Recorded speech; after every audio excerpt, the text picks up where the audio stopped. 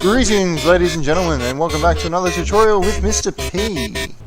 Alright, ladies and gentlemen, in this video we're going to quickly go over the code from our last video, and we'll have a look at expanding upon what we have. So here we've got our main function. In this case it's an integer, meaning that we have to return an integer here. Now the very important thing to remember is that once you return your value, that is the end of this function. If you put any code in after this return, it won't run it. So let's have a look at what we've got in our code. So we're using the cout object. Now the cout object allows us to output values or to print text. Right. Beside that we've got our operators, and then we've got our hello world inside of the double quotation marks. So anytime that you want to put text in, we need to use these double quotation marks. We've got our operators again, and then our end line. So what end line does is it will flush the buffer for any of your text, and it will also create a new line.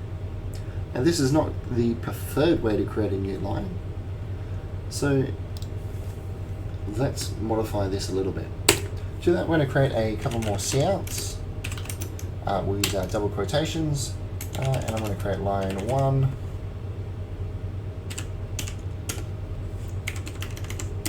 Making sure it says cout. Line 2. And I'll do one more. Line 3.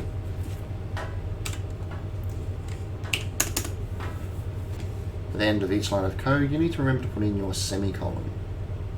So if we run this now, what we will get is our hello world will appear on a line by itself, and then we get line 1, line 2, line 3 all bunched together. Now it's always important to remember that when you're using couts or outputs, if you want to use an input directly after it on the same line, it's always good to put a space at the end of your text so that it doesn't meld together when they start inputting their own things. Alternatively, you could put in a colon there, or you could even add this to a new line. So as we're using multiple couts here, and we've stated this is one line, this is line 2, this is line 3, let's put these on new lines. There's a couple of ways we can do it. We can go inside of our double quotation marks here and use a \n, /n to create a new line. Alternatively, we can go outside those double quotation marks, put our operator in, and using single quotations, use our /n again.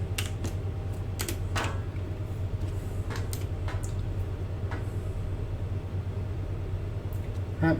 Or you know the way we do with hello world and use our end line.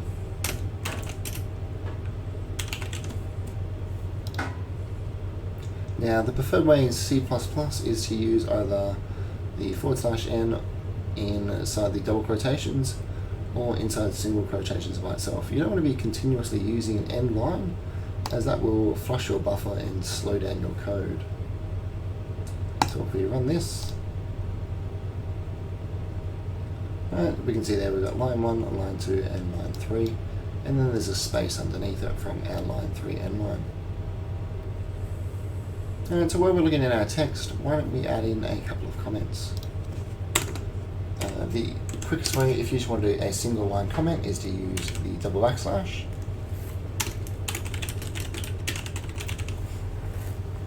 Or alternatively, if you want to comment out large chunks of code or multiple lines when you're doing testing, you can do a single with a star. And you can do that over as many lines as you want, and it will comment out that entire section.